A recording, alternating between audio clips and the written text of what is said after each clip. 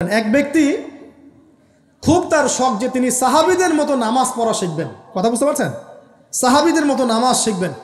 তো একজন বরেণ্য আলেমের কাছে এসেছেন, এসে বলছেন যে আমাকে সাহাবীদের মতো নামাজ শিখিয়ে দেন। তখন সেই আলেম আরেকজন আলেমের সন্ধান দিয়েছেন, যা তুমি তার কাছে যাও, তিনি শেখাবেন। তো সেই ব্যক্তি একটু অবাক হয়েছেন, কারণ যাকে প্রশ্ন করেছিলেন তিনি অনেক বড় মুহাদ্দিস, আর যার কাছে পাঠানো হচ্ছে তিনি অত বড় মুহাদ্দিস নন, কিন্তু আবেদ, আমল করেন। তাকে গিয়ে বলছেন উনি আমাকে পাঠিয়েছেন সাহাবীওয়ালা নামাজ শিখিয়ে দেন। তখন তিনি বলছেন ঠিক আছে, সুন্দর করে অজু করে আসো, সুন্দর করে অজু করে আসো। অজু করার সময় খালি খেয়াল রাখবা যে আমি অজু করছি শুধু আল্লাহর সন্তুষ্টির জন্য। কি খেয়াল রাখবেন? অজু করছি শুধু আল্লাহকে রাজি খুশি করার জন্য অজু করছে, আর কোনো উদ্দেশ্য নয় আমার। অজু করতে যাচ্ছে, তিনি আবার বলছেন দাঁড়াও, শুধু আল্লাহকে রাজি খুশি করার জন্য অজু করো। আবার শুরু করছেন, আবার বলছেন শোনো, শুধু আল্লাহকে রাজি খুশি করার জন্য অজু করো। এভাবে বলতেই আছেন, নামাজে দাঁড়িয়েছেন, দাঁড়ানোর আগে বলছেন শোনো, শুধু আল্লাহকে রাজি খুশি করার জন্য নামাজ পড়ো। বলতেই আছেন। এক পর্যায়ে সে ব্যক্তি নামাজ শুরু করলো, নামাজে মনোযোগ এদিক ওদিকে যায়, আর তার মাথায় এটা আসে, এই শুধু আল্লাহকে রাজি খুশি করার জন্য আমাকে নামাজ পড়তে হবে, শুধু আল্লাহকে রাজি খুশি করার জন্য নামাজ পড়তে হবে। এই চিন্তা তার মনের মধ্যে ঘুরপাক খাচ্ছে। এভাবে নামাজটা সে শেষ করেছে। শেষ করে চিন্তা করছে যে নামাজ তো পুরোপুরি মনোযোগ দিতে পারলাম না, বারবার মাথার মধ্যে এরকম চিন্তা আসছে, আল্লাহ আমাকে তো মাফ করে দাও, নামাজটা আমার মনে হলো না ঠিক মতো। তখন সে ফিরে এসে তার সে ওস্তাদকে বলছেন আমার তো নামাজ এরকম করে পড়লাম, কিন্তু শেষমেশ মনে হলো যে নামাজটা হয়তো কবুল হয় নাই, আল্লাহর কাছে খুব মাফ চাইলাম, আল্লাহ আমাকে মাফ করে দাও, নামাজটা মনে হলো না। তখন সেই যে প্রথম ব্যক্তি যিনি পাঠিয়েছেন তিনি বলছেন এটাই হলো সাহাবীওয়ালা নামাজ। তারা আল্লাহকে রাজি খুশি করার জন্য নামাজ পড়তেন, নামাজ শেষ করে আল্লাহর কাছে ইস্তেগফার করতেন, আল্লাহ কিছুই হলো না, কিছুই হলো না। আমার কথা কি বুঝতে পারছেন? অতএব আল্লাহকে রাজি খুশি করার জন্যে আপনি আপনার আবেগ, আপনার ইবাদত সব ঢেলে দিবেন, এটা অন্য কারো কাছে কিছু পাওয়ার আশা করবেন। অতএব নামাজ আপনার মাদকের দিকে যাওয়া লাগবে না, নামাজই আপনার হতাশা দূর করে দেবে ইনশাআল্লাহ।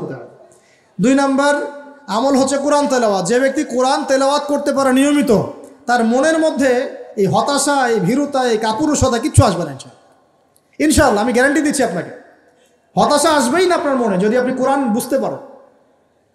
কোরআনের একটা আয়াত নিয়ে কোনো সময় দেখা যায় 2-3 ঘন্টা সময় পার হয়ে যাচ্ছে, আয়াতটা ছেড়ে সামনে যেতে পারছি না। কোরআনের ভিতরে ঢুকলে আপনি দুনিয়ায় ভুলে যাবেন কি হচ্ছে আশপাশে। আমি এমন অনেক আলেমকে দেখেছি যে একটা বই, পাতলা একটা বই, আরবি বই নিয়ে পড়া শুরু করেছেন, ওই যে ফজরের পরে জোহরের ওয়াক্ত হয়ে যাচ্ছে, বইটাই শেষ করতে পারেননি এখন। বুঝতে পারবেন না, যখন আপনি ইলমের ভিতরে ঢুকে যাবেন, কোরআনের ভিতরে, হাদিসের ভিতরে, আপনার দুনিয়ার খেয়ালই নাই।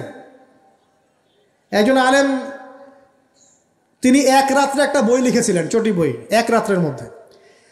বলা হচ্ছে, তার সম্পর্কে বলা হচ্ছে যে রাতের খাবার তাকে দেয়া হয়েছে যে আপনি এটা খেয়ে নেন। তো যে খাবারটা পাশেই আছে, খাবারটা খাবো, এটা লিখে খাবারটা খাবো, এরকম তার চিন্তা ছিল। ফজর হয়ে গেছে, বই লিখাও শেষ, খাবার এই অবস্থায় পড়ে আছে, ডুবে গেছেন ভিতরে, খাওয়ার মাথায় তার খেয়াল নাই। এরকম হয়। একজন মনীষী, বিখ্যাত মনীষী, রিয়াদুস সালেহীন কিতাবের রাইটার, সংকলক আল্লামা নববী রাহিমাহুল্লাহ, এরকম সারা রাত চলে গেছে, পাশে 2টা খেজুর, ওই 2টা খেজুর খাওয়ারই সময় পাবে। হাদিস নিয়ে গবেষণা করতে রাত পার হয়ে গেছে। আমি বলতে চাচ্ছি, যখন ইলমের ভিতরে, কোরআন হাদিসের ভিতরে ঢুকে যাবেন, আপনার দুনিয়ার খেয়াল আপনার চলে যাবে ইনশাআল্লাহ। এই টেনশন, হতাশা, এই সেই বাদ, তখনই আল্লাহ পাক আপনাকে তার পক্ষ থেকে রহমত দিবেন, বরকত দিবেন, আল্লাহ আপনার দুনিয়ার কাজগুলো করে দিবেন ইনশাআল্লাহ। তখন দেখবেন কেউ আপনার দুনিয়ার ওই কাজটা করে দিয়েছে, কেউ ওই কাজটা করে দিয়েছে, কেউ বাসায় খাবার পাঠিয়ে দিয়েছে, আল্লাহ পাকই এগুলো করাই দিবেন ইনশাআল্লাহ। তো প্রিয় ভাইরা, মাদকে যাব না আল্লাহর কাছে আসবো?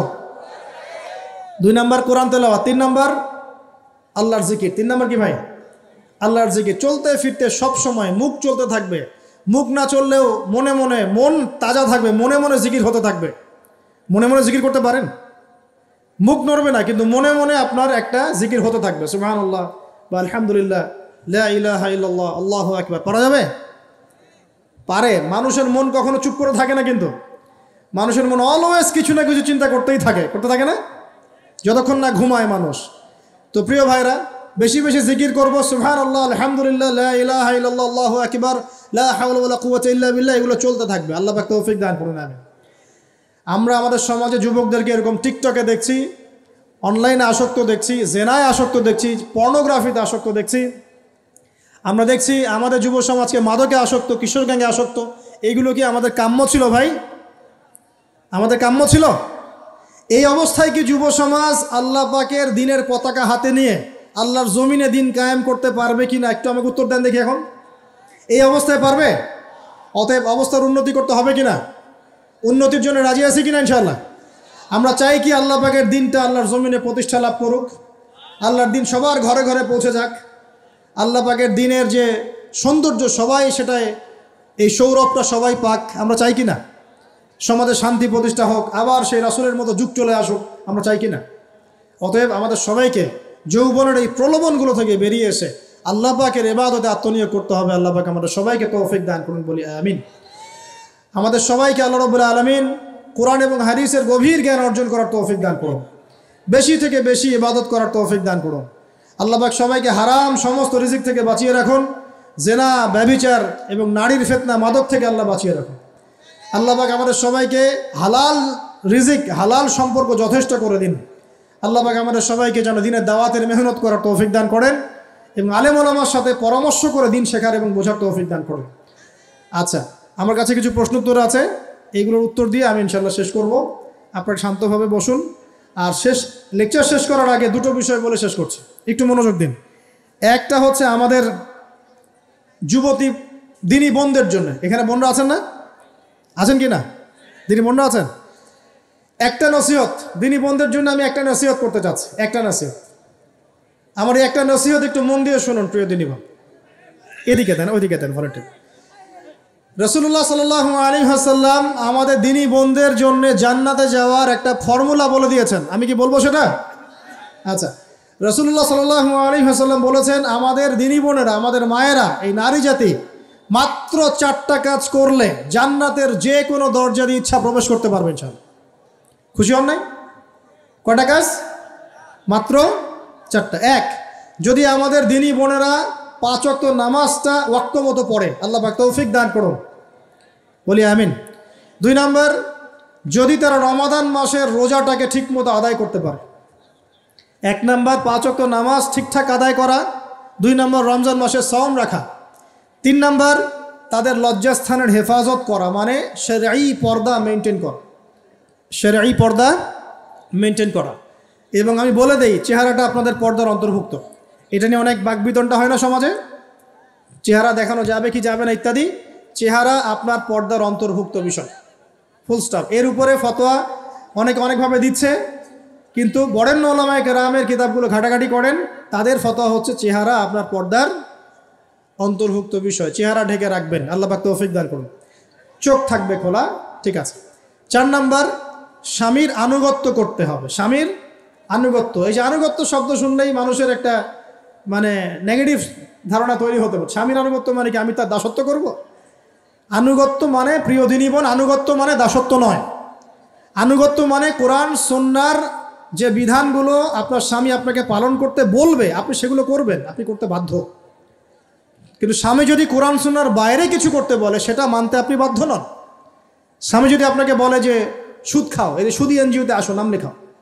স্বামী যদি আপনাকে বলে যে আসো বেপর্দায় বাইরে যাই, সাজুগুজু করে বের হও, চলো ঘুরে আসে বেপর্দায়।